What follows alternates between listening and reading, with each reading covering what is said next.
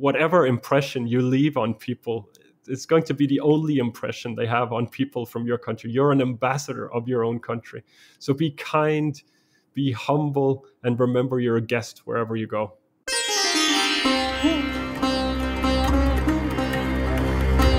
You're listening to the Zero to Travel podcast, where we explore exciting travel-based work, lifestyle, and business opportunities, helping you to achieve your wildest travel dreams. And now your host, world wanderer and travel junkie, Jason Moore. Hey there, it's Jason with ZeroToTravel.com. Welcome to the show, my friend. Thanks for hanging out, letting me bring a little travel into your ears today. This is the show to help you travel the world on your terms, to fill your life with as much travel as you desire, no matter what your situation or experience. Really excited to bring you part 2 of my conversation with Thorbjørn Pedersen. He is the first person ever to visit every country in the world in a single journey without the use of flights. No flying. If you missed part 1, which came out a couple days ago, you're going to want to give that a listen before you dive in to this one, and we get to hear more about his journey. Of course, some of the stories as we continue the good, bad, and the ugly of an epic quest like this, which took him 10 years to complete. Totally insane. And of course, some of his best travel advice he shares, and how he feels about going home, his work with the Danish Red Cross, and so much more. Anytime I get a chance to talk to somebody that has been exposed to so much culture around the world, met so many people, and been on the ground for so long, there are always some valuable lessons to bring home and implement into your own life, into your own travels. I found this conversation incredibly inspiring, and I hope you do as well. Stick around on the back end. I will leave you with one more challenge, just like I did in part 1, which is a great way to build momentum. I'll leave it at that. And you can also check out onceuponasaga.dk if you want to get more information about Thorbjørn's incredible journey. Now, enjoy part 2 of my conversation with Thor, and I'll see you on the other side, my friend. Thanks for listening.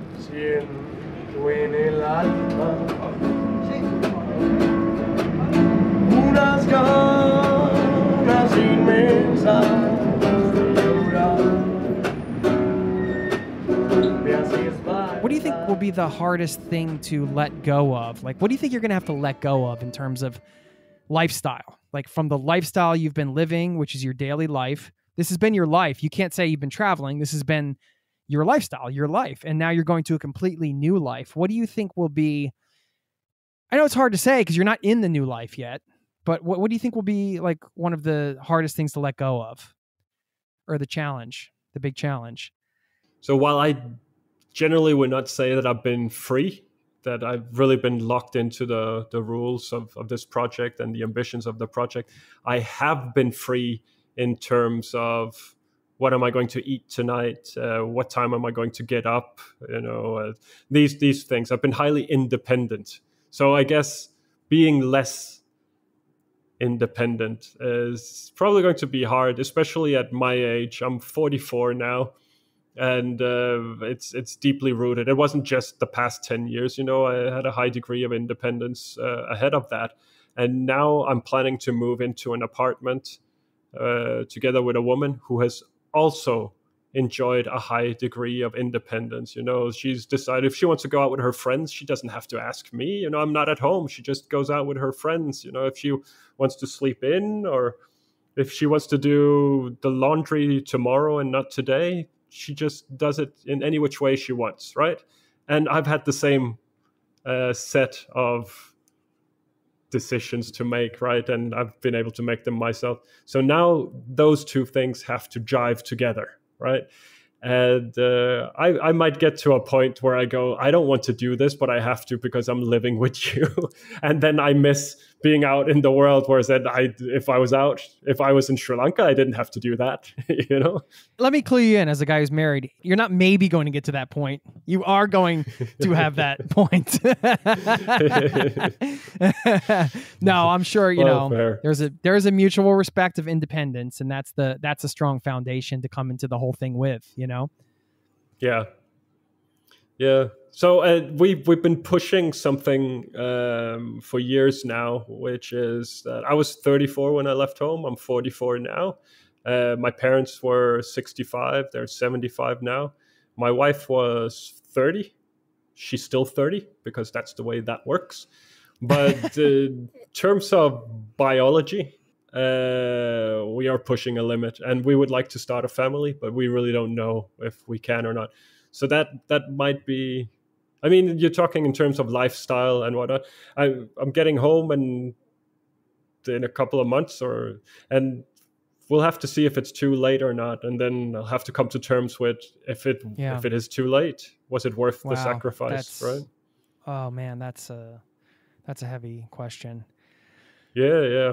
But yeah, so it ties a little bit into lifestyle, because if I do go home and we are able to start a family and we get a healthy son or a healthy daughter, then, you know, that's a completely different thing to anything I've experienced in my entire life. And if we are unable to start a family, there will still remain, we will have a lot of time on our hands, right? As a couple that does not have any children. So, you know, I might not miss independence all that much. She goes to work. I shave if I want to shave or not, you know, stuff like that.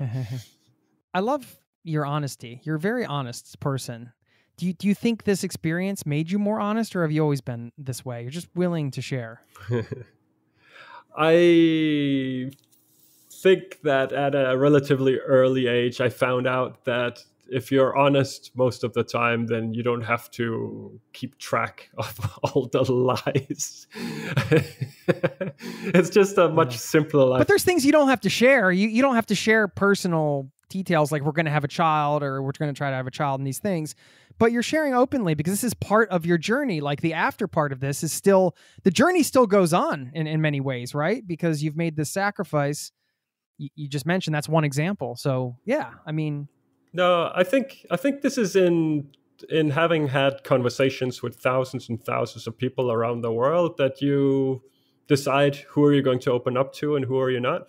And when I get this amazing chance to talk to you on Zero to Travel, I do want to share with your audience and my own followers these things, but also it makes me a little bit more relatable. And it's not being cynical or tactical or anything. It's just that what I have done is not relatable. That so much of my life the past decade is just not relatable. But these topics and being honest about this, it is directly relatable for a lot of people, and I think it makes for a more interesting conversation. I mean, there are so many aspects of this journey that are relatable because you're a human. I mean, you're living an experience. You're just living the experience. I think is not relatable because it's so almost far-fetched and incredible, but and sensational in some ways. Like it doesn't seem real. It still surprises me when I read it over and think about what you've done and put myself there mentally. I can't even. You know, it's like you said, it's unrelatable, but through the experiences that are relatable, I think people can get a sense of what the journey is and learn from it. Really, we can all learn from your journey. And that's one of the things I love about sharing stories like this, because everybody has their own unique journey. And this is incredibly unique. You mentioned the thousands of conversations along the way, and I know there are many lessons learned. Was there somebody that had like the greatest impact on you on this journey? Who would that person be? Let's say excluding your wife or your family. I'm talking about maybe somebody you met along the way. Yeah. I mean, early on, I ran into Maria. We're talking real early. So I left home in October 2013, and this would have been December. I was in Poland, and I'd moved from Warsaw towards Suwałki, which is quite close to Lithuania. And the objective was to spend the night in Suwałki and then continue traveling early the next morning towards Lithuania. And I had some help to find a place where I could stay. And I was given a number on a piece of paper and an address. And I was told that the guy didn't sound very friendly and I should bring exact money and this kind of stuff. But after all, it was just for one night and I'll be out of there the next morning. And I arrived to Suwałki, and it's dark. It's in the evening. It's snowing very gently, but it's snowing. The trees are naked. Cars are parked and are covered in snow, and the landscape is covered in snow. And I get off the train, and within seconds, everyone else who got off the train, which was only a handful of people, they just disappear. So I didn't really have a chance to ask for directions, and I decided I'll walk off in one direction and then see what happens. And I walked for about 15 minutes, and I didn't meet anyone. No vehicles were moving. I just didn't see any people. I didn't see anything that would indicate where the city center would be, like taller buildings or more lights and or it's more traffic nighttime or anything. and cold. Yeah. But I wore a nice warm jacket, and I was carrying all my stuff, which also helped me stay warm. So I'm standing on the street corner, and I'm just kind of trying to work out what I'm going to do. And a door opens further down the road, and it's this moment where she's at the top of a staircase, and light is flowing out from behind her. And I run over there because it's the first person, so the first chance to ask for directions. And I come over and I asked, "Do you speak English?" And she goes, "Yes." She's an English teacher. And I go, "Well, that's lucky." So I'm looking for directions, and she just looks at me, go like, "What on earth are you doing here?" And I go, "Oh, that's kind of a long story, but the gist of it is I'm traveling to Lithuania tomorrow, and I'm looking for this address. I'm going to spend the night." And she says, "Wouldn't you rather just sleep in my house? Isn't that a lot easier for you?" And the first thought for me is, I don't know this woman. Like, what? I don't know if she's going to lead me down into the basement and chain me up against the wall or what's. I don't know. So I kindly decline and say, "No, this man is expecting me, and it's getting late." And she says, "No, nonsense. We can call this guy, say you're not coming." So she said, "I just opened the door because I wanted to come out and then move my car. I was worried that because it's getting windy, that a tree would fall over and on top of my car. So I want to move my car, then come back inside with me. We'll call him and tell him that you're not coming." And at that moment, I decide, I should be more open to these moments and that kind of hospitality, because this was at the very beginning of what turned out to be an incredibly long journey. But, I should be open to these encounters and exchanges with people. So I decide to say yes, and she moves her car, and then we walk back in. And while I'm kicking off my boots, she goes into the kitchen and says, "Are you hungry? Should I make some food for you?" And it's almost midnight, and I go like, no, I'm not hungry. And my stomach goes, and she says, "Nonsense, you've been traveling, you must be hungry. I'll cook something for you." So she starts cooking. She makes an omelette or something like that. And I come inside and I present myself. I say, "My name is Thor. I'm from Denmark." And she says, "That's nice. My name is Maria. Sit down. Do you want a glass of water?" And we talk for a bit. And eventually her daughter comes down. She wakes up. Her daughter comes down. And she's really upset that I'm there. And her mother let a stranger into the house in the middle of the night. And these two defenseless women and that kind of stuff. I'm not sure that was the conversation because they spoke in Polish, but I imagine that was the conversation.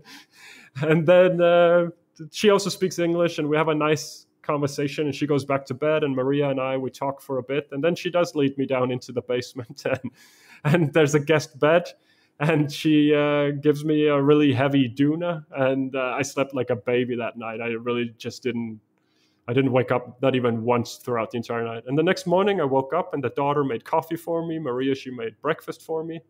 And then Maria dusted off the snow from her vehicle and drove me to the bus, and then said, "That's your way to Lithuania," and turned around and didn't want anything in return. So I'd say Maria, which I have since referred to as the Maria story, Maria was a central person within this saga.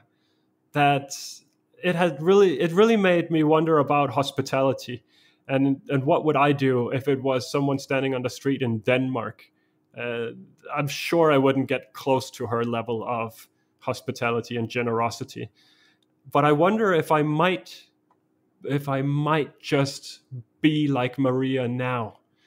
Because I met Maria, maybe I would invite someone in and say, "You can sleep on the couch, and do you want something to eat?" and that kind of stuff.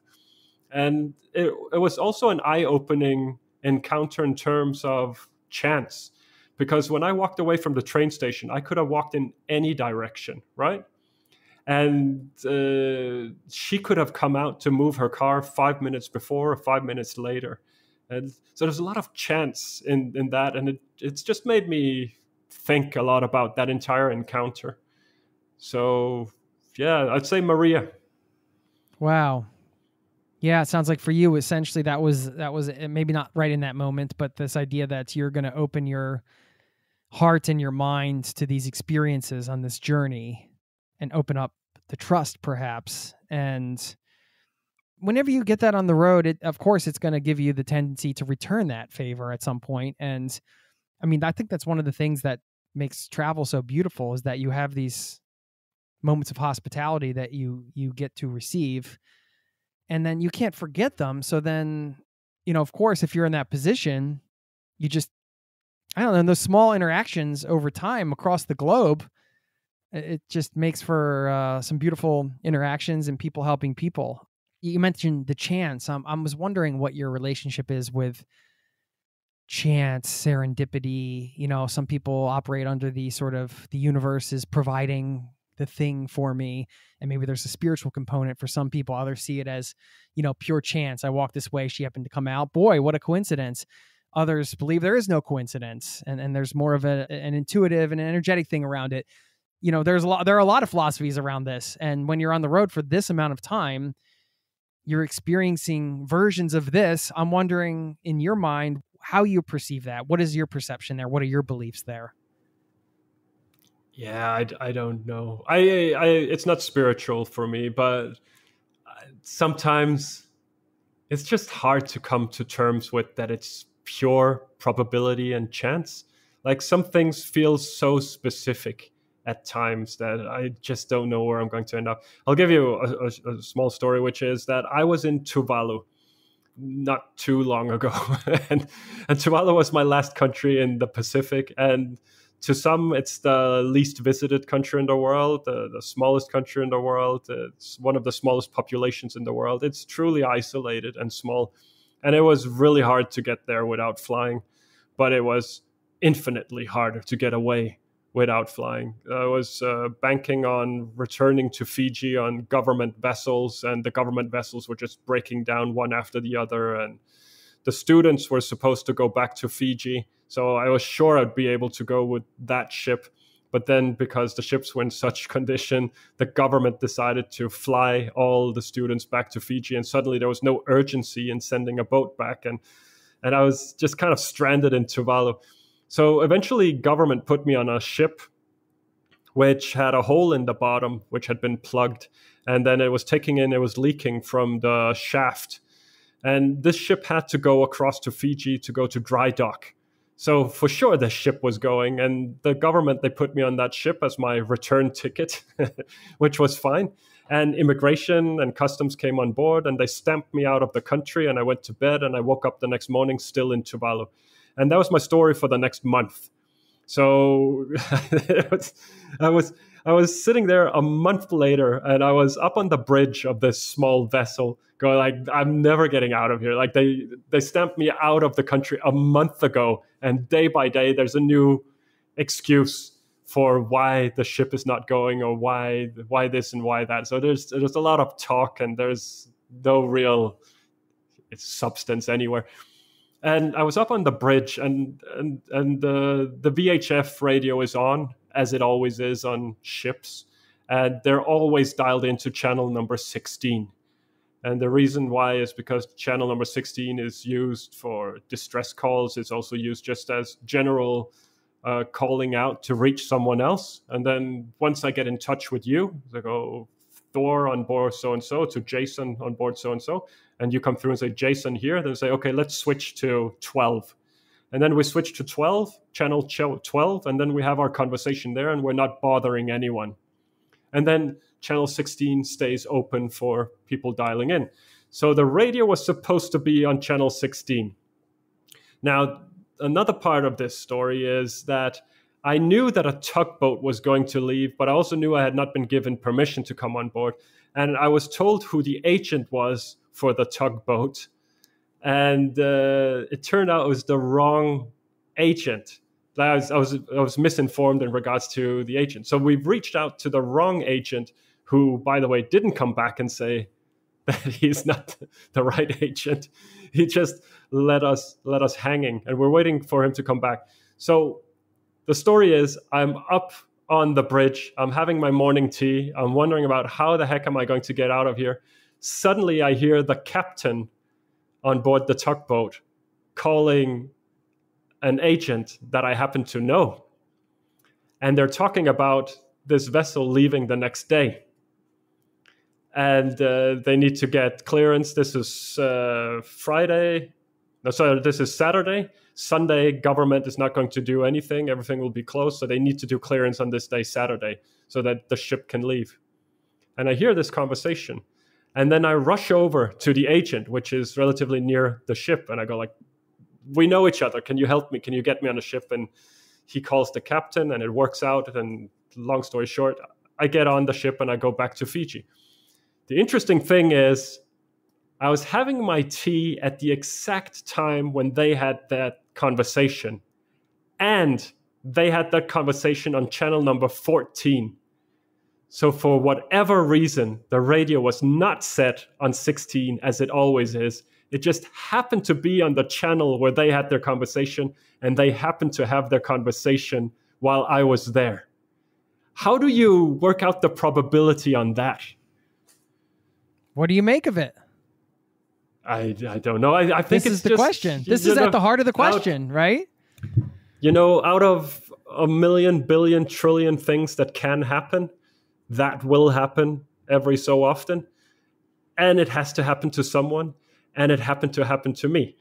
But over the past decade, I kind of have a small collection of stories like that, where I go like that, like the Maria story. For me, is a story where I could have gone in any direction. She could have come out at any time, all that stuff. There are a few other stories where I go, it's happened enough. And if the probability really is minuscule, then how come it happens so often? Yeah. I don't know what my exact theory is on this, but I have a feeling there's some kind of, like a radio picks up a frequency, right? There's some kind of energetic thing that can happen when you're on the right frequencies, because I think everybody has experienced this one where you're thinking of somebody for whatever random reason that you haven't thought about for 3 years or whatever the case is. I think everybody's experienced this moment. And they just pop in your head for some reason. And then like within a 24-hour period, you get a message from them, or they call you, or you see something from them. And it's just like, how, like, why? This happened to me the other week. Like, I was just thinking about this person, and they messaged me out of the blue, and I hadn't heard from them in, who knows, months or years. I don't remember. And it was just like, well, what's up with that? I don't know. I can't explain it, but some things should remain a mystery, I guess. Yeah. I mean, the story I told you earlier on, being at gunpoint with the drunken, angry, out of control military personnel. Why did I walk away from that? I truly believe that those were the last seconds of my life, the last minutes within my life. I thought it was absolutely game over. I really couldn't see a way out of that. If I was to run away, they would have shot me. If I was to try to attack them, I would have been shot. If just they tripped over a rock, or if someone sneezed, or there were so many ways I could have died. There was so much anger. There was so much hostility. But I walked away from that. And I really, truly don't believe that I would be able to do that twice in a row. Well, of course, energy is a real thing. We know that. It's physics. Yeah. And we've all experienced, a personality leaving a room, walking into a room, changing the dynamic of everything. So all these things are at play every day of our lives, I suppose. It is amazing. Like, why did she walk out at that moment you walked by? Who knows? I'll give you another one. So I was struggling at this border that we talked about a few times in the south of Cameroon, close to Gabon. I was struggling at that border. And one reason why I was struggling even more so was because after 3 months of visiting different embassies and consulates across a number of countries, I finally obtained my visa for Equatorial Guinea. This is a notoriously hard visa to get. And it took me 3 months of hard work to get that visa. And then the borders of Equatorial Guinea were closed. That's what I discovered. So I was trying to see if I could get back to Gabon, where I knew people and I knew that there might be a slightly softer border crossing where I might be able to make my way across and get into Equatorial Guinea before the visa expired. I had 30 days before the visa would expire. And the days were just flying off the calendar. So I'd lost some 20 days. I had less than 10 days left, and I was going back to this border again and again, and I was grinding my teeth. I wasn't sleeping, and I was going, I can't believe I have this visa, and I'm going to lose it because I can't get back to Gabon, and I can't cross the border, and I was just going out of my mind. So this one time, I'm at the border crossing, and I've just been denied. I've just been denied on the Gabon side, so I've crossed back to the Cameroonian side. And I'm there to get my exit visa canceled for the 5th time or something like this. And I see this guy standing there, looking very much like an expat. And I listen to him, and he's speaking French. And I figure it might be good if he's traveling to Gabon that we can team up. You know, sometimes it's just better to be with someone and in terms of show of force and supplementing each other and all that stuff. So I thought if I could have him as an ally, because I do not speak French proficiently also, and he clearly spoke it fluently, maybe that would help me across the border. So he's on the phone, and I'm trying to read his badge, like see what's on his chest, but he's obviously working for someone. And he's a bald guy with glasses, pretty muscular arms, and his rank posture sort of looks a little bit military. He looks really healthy. Looks like this man is in control. Like he's dominating. That's what he looked like. And I was a broken man. I was like, nothing is working for me. So I really needed him on my side. And then when he finishes his call, I approach him. And it turns out that he speaks English just as well. And he also spoke Spanish. And after a little while, it turns out the man worked in Equatorial Guinea. He worked where he was the head of a project where they were building a luxury hotel golf resort. And he absolutely had the contacts, even though the borders were closed, nobody in, nobody out. He had the contacts to go in and out across the border. And we talked for a bit, and he was heading the wrong direction. So he was heading out of Gabon, then he was heading into Cameroon. But he said, within 24 hours, I will come back again. So try one more time to see if you can cross the border.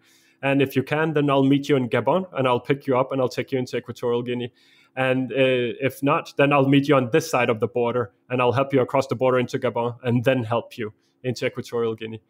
And again, we're talking about, I have traveled hundreds and hundreds of kilometers between that border and different offices, government offices, and on different days across several months trying to cross that border. And I just happened to be there for those 5 or 10 minutes and we're going opposite directions even, right? So remember that, we're not going the same direction. So the chance that we would be coming in opposite direction and our paths would cross, that was the guy who got me into Equatorial Guinea, and he got me into country number 100. Again, you know, what is the probability of that? Send that man a good bottle of bourbon or something. Just to put the crown on the top of this story, I got in 3 days before my visa expired. Wow. Talk about cutting it close. Man, I mean, Yeah.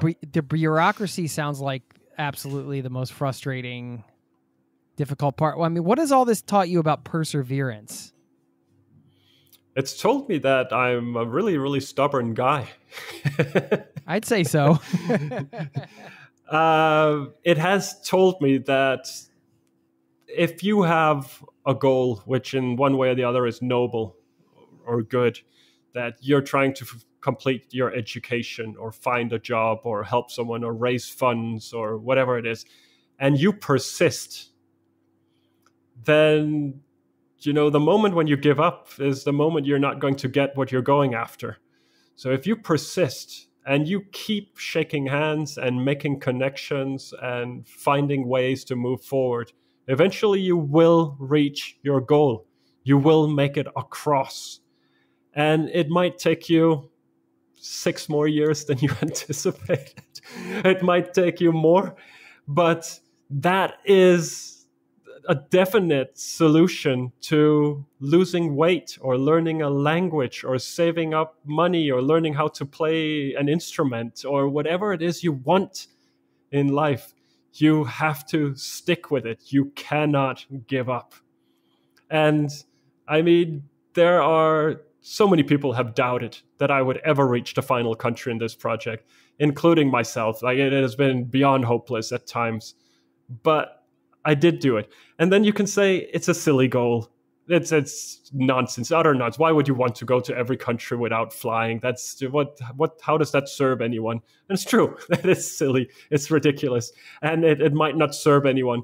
But what does serve people is the fact that I set myself a goal and I stayed true to that goal and I never gave up anywhere along the way. Let me just say this does serve what you just said there. That's definitely not true. I mean, like you said, the inspiration, the work you've done as an ambassador with the Red Cross. I'm going to talk about some of that stuff here before we I could just keep you here all day and just keep asking questions, but I'm not going to do that to you. But I am going to ask if when the documentary comes out or something, maybe we can find a way to do a part 2 in person, because I'd really love to do that. All right. Yeah. You can only share one travel tip, and it's your number one travel tip. I'm only going to let you share one here. What are you going to share? Well, it might not be a tip in the conventional way, but I would tip people off and say, remember that you're a guest. As soon as you cross the borders out of your own country, you're a guest wherever you go, and be on your best behavior. And remember that whoever you meet along the way, it might be the first time that I meet someone from your country. So whatever impression you leave on people, it's going to be the only impression they have on people from your country. You're an ambassador of your own country. So be kind, be humble, and remember you're a guest wherever you go. What about something practical? Yeah. Well, no, I love that. I mean, I think that's great, and I think I was actually expecting a more of a mindset tip, because most of travel is how you think. You know, what reality is your perception. So what your trip is how you perceive it, right? And then how you perceive is what psychological filters or constructs or beliefs you have. So all of this is part of the travel experience, right? It's like a lot of the travel experience is taking place in your head before you're even stepping foot onto a place. So I love that. I mean, if you're coming in with the mentality of be a good guest, that's great. I mean, it's easy to remember, and it's like, as soon as you step in, you can step in with that mindset. I need to be a good guest here. Think about it. If you're invited into someone's home, you wouldn't point out that it isn't clean enough, or point you might, there might be a few white lies as well, just to keep the peace, right? But be that person. Don't go to someone else's country and then go like, oh, we do that so much better where I come from, or that would never happen in my country. And then, like, why the heck would you ever do that? That's unfair to those people. But yeah, no. So I'd say, eat local food. That's something I would say. You might love something particular, which is imported and more expensive and cost the planet a little bit extra because it had to be sent halfway across the planet so that you could eat or drink it. Forget about that. Eat locally. It's going to be cheaper. It's going to be an experience in terms of where are you in the world, and how do the locals eat, and what does it taste like, what does it smell like, what does it feel like in your mouth, and all that stuff. Eat locally. That would be a definite tip on my part. Also, like, learn a few words of the local language. For me, I tried to learn how to say hello, say thank you, and say I'm sorry. These were like general things that I learned to say in most languages that I came across. And it just brings so much joy to whoever you talk to when they can see that you're trying. They do not expect that the pronunciation is perfect or that you know the entire language. They're just happy to see that you're not that arrogant person that shows up and just speaks whichever language you manage or you control, master, whichever language you master. Yeah. What about handling money? I imagine there was a lot of dealing I've lost with a lot cash of money. and So something that maybe existed a little bit when I left home, but which has become really, really common in the world is that you can have Apple Pay or something similar, and you just tap your phone. That's super nice. But what has happened in most cases is that I run around with local currency. And I have always traveled with US dollars just as a backup, because US dollars just kind of works everywhere in the world. You can always exchange US dollars to local currency. And I've also traveled with euro. So in the countries where they, for some reason, do not accept US dollars, you can get away with euro and then exchange that to the local currency. So travel with a little bit of US dollars, a couple of hundred of dollars of US, and maybe a couple of $100 of 100 euros as well. And then I have a credit card, and I put it in an ATM, and I withdraw local cash, and then I lose some money on that every time. My bank takes a fee for that. Sometimes the bank that I'm using in the country takes a fee. And then I rarely spend all the money when I get to the border, which means that now I'm leaving the country with some currency that I can no longer use. And there's always someone really helpful at the border who's willing to exchange at a horrible rate. So you lose a little bit of money there too. yeah. I mean, if you have like piles of money from like 100 countries, little small piles, I would love for you to just shoot a video when you get back to Denmark and go right to the currency exchange and see that person's face. They'll be like, what? Oh my gosh. So I know you were doing this on around $20 a day. And I mean, just so people know, you had some crowdfunding, you had your own funds, you had some financial support in terms of sponsorship from an energy company, I believe. I'm just curious, do you have any money left? I'm pretty much back to where I started in terms of what's on my bank account. Yeah. So you have some savings. Well, yeah. Something. I have something, right? I had a little bit of money on my account when I left home, and the idea was that I wasn't going to spend any of that because it would be a sponsored project. And then as the project grew, I started to have followers, and they were supportive with donations, and I did speaking engagements and wrote some articles and this kind of stuff. And then the financial backing that I did have, they left for a few years. So they came back, which I'm very, very happy. Ross Energy. But there was this gap where they were not supporting me financially. And then I started to drain my own funds. And I'm happy to say that I've been able to replace what I drained from my own, because I drained it to the bottom. And I took out 2 loans. I took one loan, spent everything, and then a second loan and spent most of it. So I've been able to repay both loans and replace the money I took from my bank account. But then that's it. Like, if you look at how much money I could have earned from having a regular job the past 10 years, I don't have that. But I do have a lot of great experiences from around the world. Yeah, well, this is the choice you make, right? It illustrates that whole chicken and egg thing, right? Because when you go into something like this, you really, unless you're a multimillionaire, like the financial piece is going to have to be figured out somehow. And that meant up and down, crowdfunding, your own, taking loans, having a sponsor, losing them, getting them back again.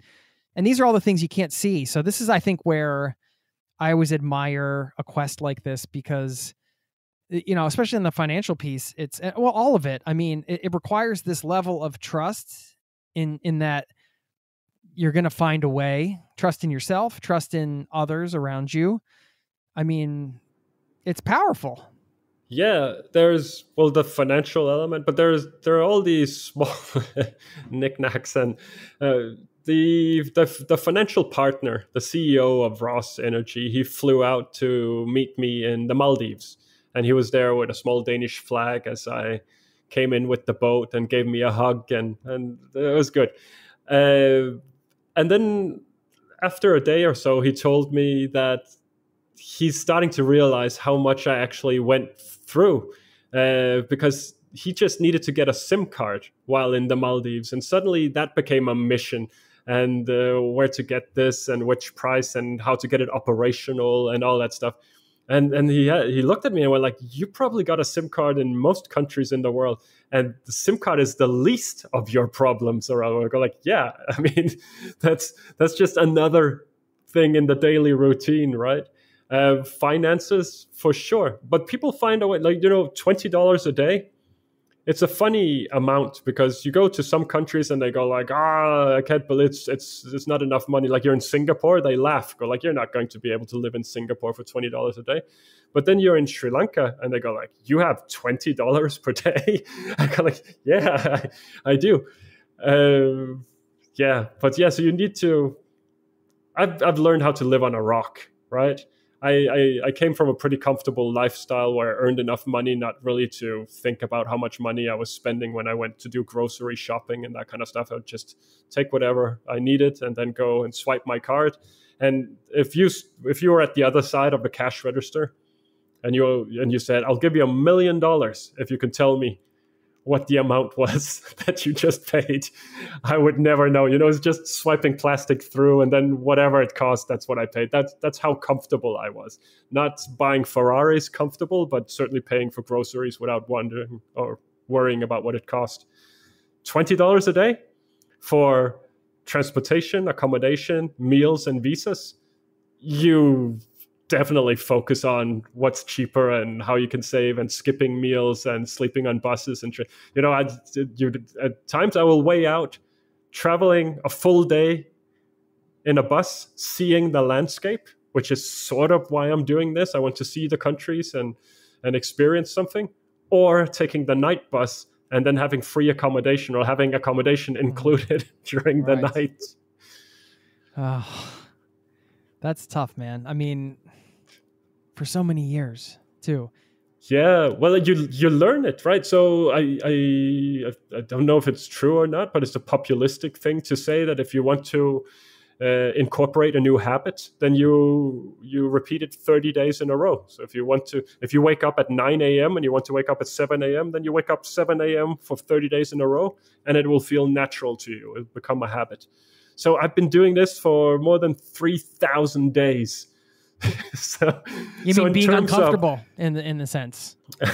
Well, I've been very comfortable. I've stayed at 5-star hotels as well. I stayed at Ritz-Carlton, and I meet a lot of people, and they offer me nice things as well. So there's the good and the bad. It's not all hardship, but having that budget and living on that budget and staying true to that budget for so long, it definitely becomes a part of the DNA after some time. I truly think about, do I need that? I really don't think I need that. I'm not going to get that. Or what is 2 hours for me? This bus cost this much, and I arrived 2 hours earlier. The other one cost a little bit less, but takes 2 hours more. Okay. What's time worth to me? Well, how has this whole journey changed your relationship with time? Well, I'm 44, and I do believe I'll be 100. So I don't think I'm halfway yet. It is an annoying element, this with, is it too late to start a family or not? It's hard to think about. And thank goodness that my parents are alive and well, but it is hard to think about. That is time lost with my parents. All the times I could have visited them, or the time I could have spent with them, that's not coming back. So now I just have what's left, right? And they might live for another 20 years or 100 years. We don't know.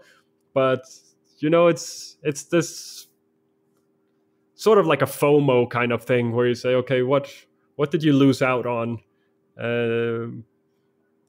I think this is a good investment, and it hasn't just been for me that I went out and did this. I feel like it was highly altruistic at times, but I certainly believe that the Red Cross has benefit in this. I believe that thousands of people around the world have had benefit in this.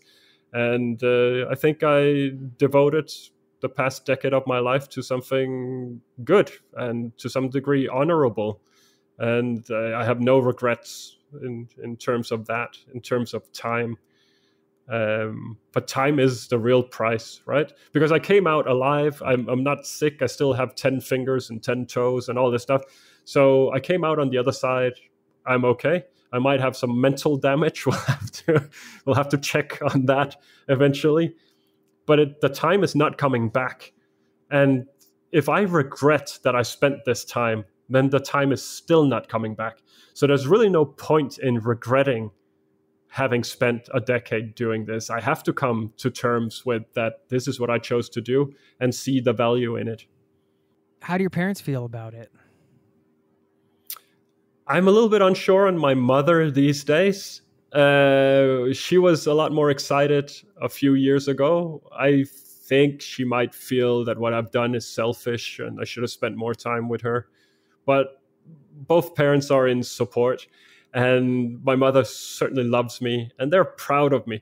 My father is immensely proud of me. Like, he's loving it. Every time there's an article or I'm on TV or if I do a social media post that's highly successful, which doesn't happen a lot, but when it does happen, he's very, very proud. There's a lot of support in both my parents. But it's a long time as well. I have one friend in particular. He's the only one who, called me and said, enough is enough. You should come home now. You should come home now or there will be consequences. It's hard to hear, but it's very honest. And I respect him because others might have been thinking it, but he was the only one who said it, right? At least 30 children have been born within my social circles while I've been gone. And I don't know the names of most of them. And I don't know what they look like even. So I'll have to go home and learn a lot of names and reestablish connections with friends and family and become less mechanical. I find that I've become very, very mechanical in recent years. So become less mechanical and robotic, become human again, and find my way back home. I'm really excited to talk to you after you've had time to process more and to reconnect with people in who you are now and who they are now in a place that's changed and gone on from 10 years ago as well. I mean, everything's changing constantly, and now you're going back to a place that is 10 years older, just like you and all the other people around you. So it's going to be really quite interesting. It's going to be a journey in and of itself, I suppose. Well, if you just think about technology, so I left home with the newest iPhone. That was an iPhone 5. People can understand iPhone speak. But they do, right? Yeah. And I left home. There was no such thing as 4G when I left home. 4G didn't exist. And today, TikTok didn't exist when I left home. Instagram did exist, but Instagram was kind of new. And now we're talking AI, right? We're talking Chat GPT. One of my phones still is an iPhone 5, I think. Yeah, it's a great phone. I mean, it gets the job done to an extent. I'll have to get a new one, actually, because when I go back to the States, they're like, this isn't going to actually work anymore. Like, we've moved far beyond. Okay. Yeah, it is what it is. Yeah. What's your favorite way to spend the day now that you're in, like you said, the thing is you're going home. You're not on the mission to go to the next thing. You're just hanging out and waiting to go home.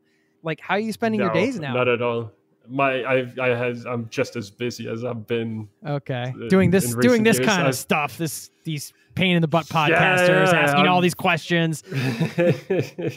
Well, I am riding the media train these days. There's a lot of attention, and one interview leads to another, and that kind of stuff.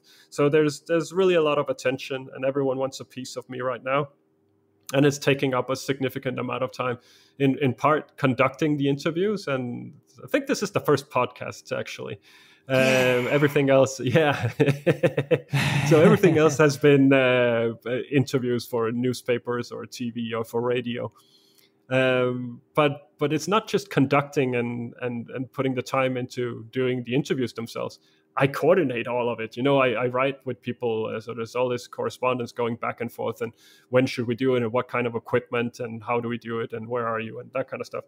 And I'm still trying to do social media, and I'm still trying to explore a little bit of where I am in the world. I came up to Jaffna because I thought Jaffna is interesting, and turned out it is super interesting. So I have a ton of stories from Jaffna, which I haven't in any way shared with people, and I have to see what I'm going to do about that. And I'm trying to coordinate my arrival to come back home. There are all sorts of, in the same way that I have the interviews now, there are different groups and organizations that want to meet up with me when I come back home. We're trying to set up a new website, something that looks good and modern for the speaking engagements. And there's a ton of stuff going on. And I'm still in a long distance relationship with my wife. So I'm also communicating with her. It's pretty busy, to say the least. But I do enjoy watching a movie when I can get away with it. I do enjoy listening to podcasts. I do enjoy going for a run. And I have had a few hours here and there to just walk around and turn the corners and see what's up a road I haven't been down before. And I get to do a little bit of that. It's nice, I'm sure, as a traveler to do that, to just be able to have that exploration mindset and not have to be on like a constant mission to, well, you deserve that. I mean, thank you so much. I know I did say when we were chatting and setting this up, I said, hey, if you want to wait on this, totally cool. Like, we can do this later this, summer or whatever. And you're like, no, let's do it. I'm like, all right, well, let's do it, man. I would love to do it again. Thank you very much for taking the time to answer all these questions. And just, I know you're doing a ton of this media stuff. To. So I really appreciate it. I appreciate it. We appreciate each other, but I really appreciate the opportunity. Thank you so much, Jason. It's been great. You want to share with everybody, like you mentioned the social media and all the stuff, and of course we'll link up to all this, but let people know where they can find you. People are welcome to look me up. They'll find me, I guess if you put Thor Pedersen and just search that on the internet, Thor Pedersen and travel, then I'll show up. But the project is called Once Upon a Saga, and that's SAGA, Once Upon a Saga. And you'll find me on Instagram, on Facebook. You'll find me on Twitter. There's a blog. There's a crappy YouTube channel. And there's a crappy TikTok channel as well. So you're welcome to come and say hello. You're really selling it, man. You're really selling it. Yes. I'm not much of a social media person. I'm starting to grow big numbers. But it's not because of my content. It's because someone else referred me. What is the most Danish thing you're looking forward to doing of all the Danish things? I mean, so there's Danish rye bread, and put some liver pate on that, and chop up cucumbers and put some salt and pepper. And sit there with a glass of Danish milk and nice. Enjoy that. I love it. I love it. I wish you could. It's just, if you remember, can you take some audio on that? Because it's just going to sound like,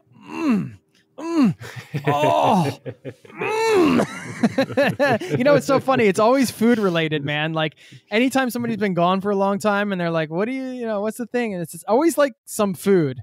I'm in like a Facebook group for Americans in Norway. And like most of the pictures are just people bringing home a bunch of junk food from America and taking a picture of all the crap they got. Like, look, I was in America. It's not like, here's me with my family. Here's me at the Grand Canyon. It's like, look at all this crappy food I brought back. Yeah. It's pretty funny. Last thing, if you want to leave anybody with some words of wisdom or just some kind of final thoughts to wrap this up, can be any related to anything. So I don't want to... because we didn't touch on the Red Cross, really. I'm a goodwill ambassador of the Danish Red Cross. It would be a world record within itself. I've met with the Red Cross in 199 countries out of the 203 that I targeted within this project. And I've been raising funds for the Red Cross for humanitarian work. I've been raising awareness. I've donated blood several times across several countries. And I'm currently running a crowdfunding campaign or a fundraiser for the humanitarian work which is being carried out by the Danish Red Cross. Now, the Danish Red Cross is a very strong national society that operates in about 30 countries around the world. They are heavily involved in Ukraine and a number of other places around the world. Denmark is one of the least corrupted countries in the world. I think it tops as the least corrupt country in the world right now. So it is a good place to send your money and know that your money is going to something good. It's making the money work.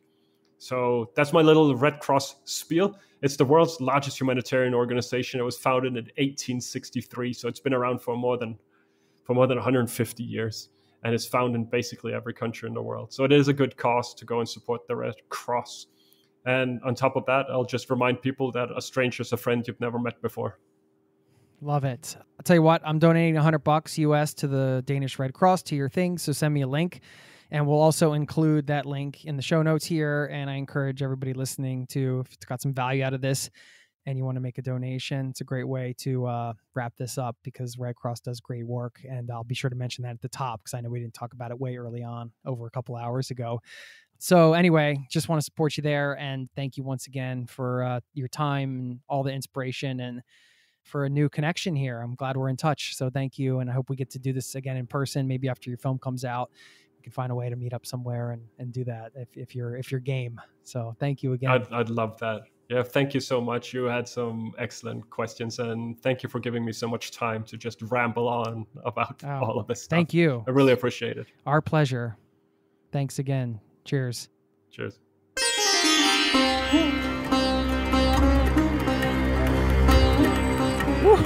Wow. That was my full conversation there with Thorbjørn Pedersen. Thank you so much once again to him. He's not even home yet. He still took the time to chat and to start reflecting on this epic quest he's completed.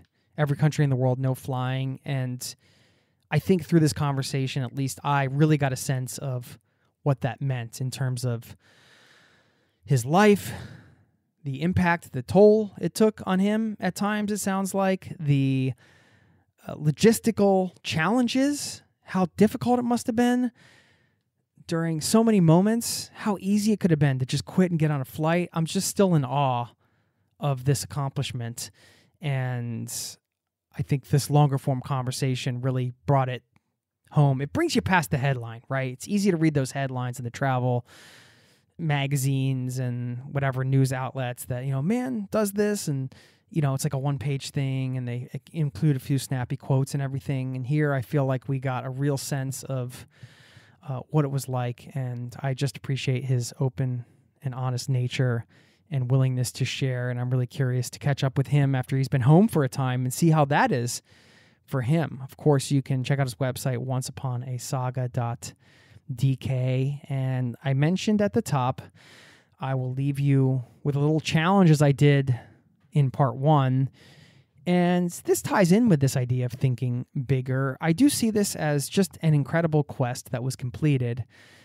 And I was thinking, it is exciting to undertake a quest, but the hard part is finishing it and completing it. And I thought, well, what if you think of a bigger project as a mini quest and you make it a bit smaller? I think that can be a great way to build momentum, right? I think about this podcast going for 10 years. If I said, I'm going to have a podcast for 10 years, I could never wrap my head around that. But if I said, I'm going to schedule and publish a podcast every week for 1 year, it's a mini quest and it's doable. 52 episodes. It can really build momentum and get something rolling. So whether it's a business project, whether it's a trip, a physical challenge, whatever, I think a mini quest might be a great way to frame something and give you a sense of accomplishment and something you might not have to wait years or a decade to celebrate.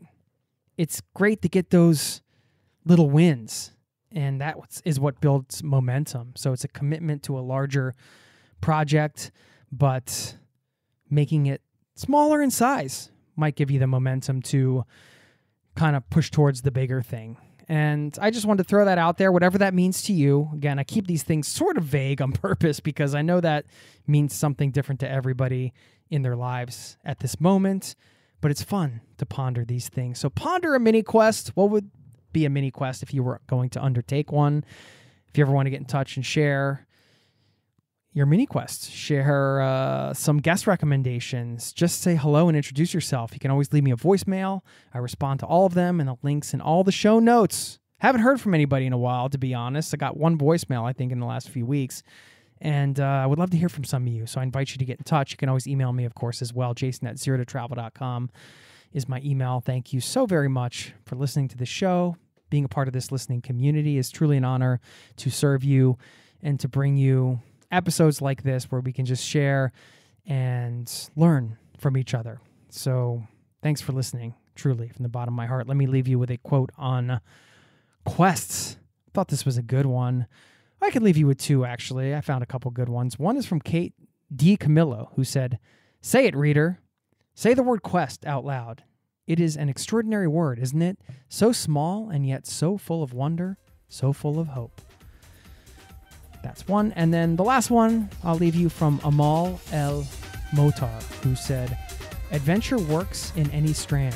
It calls to those who care more for living than for their lives." Thanks again for listening. I'll see you next week. Peace and love to you and yours. Cheers. This podcast has been brought to you by ZeroToTravel.com. Ideas and advice to make your travel dreams